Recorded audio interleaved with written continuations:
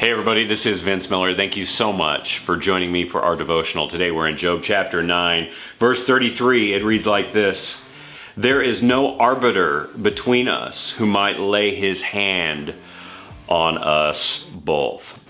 So now in chapters 9 through 10 of Job, we read Job's second response. But instead of responding directly to Bildad, who has been quite harsh to him, by the way, it appears that Job is now trying to figure out how he can plead his case to God.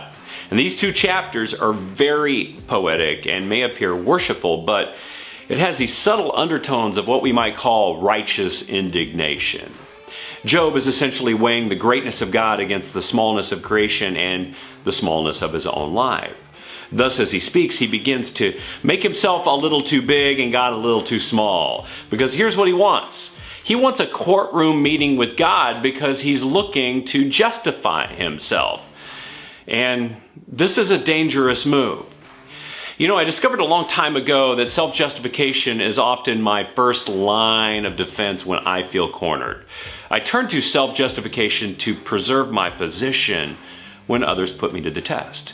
This happens most with people who know me the best, who see maybe this disconnection in my integrity. People like my spouse or maybe my children point this out the most. Therefore, when I'm tested by them, I will sometimes, not always, but sometimes become defensive and use self-justification to preserve myself. I fortify my position by explaining and defending and blaming and justifying my actions.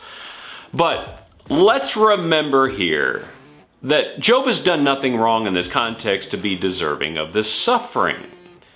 Let's also remember that his friends are making this worse by demanding that he has done something wrong to deserve this suffering. And because Job does not see the connection between his suffering and his righteous ways, he wants to prove the men wrong and vindicate himself. And that's what is so ironic, is that in trying to justify himself, he's no longer justifying his righteousness to Eliphaz, Bildad, and Zophar. He's justifying himself to God. He's asking for God to justify him before his friends so that he can prove them wrong. And thus, Job has pushed a little too far. Satan has him. He is now elevating his righteousness, and thus himself a little too much. Thus, we learn from Job that even when we are right, we can handle it wrong. Do you see the slippery slide of self-justification?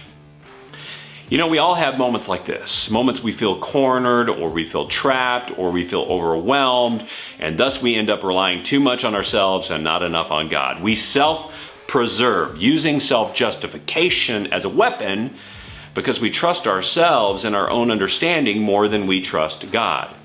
And thus we fall into the devious trap of Satan. Now, for those of you struggling today with something just like this, here's some words for you to hold to. They are from Proverbs chapter 3, verses 5 through 6. Very well known. They read this way: "Trust in the Lord with all your heart. Do not lean on your own understanding.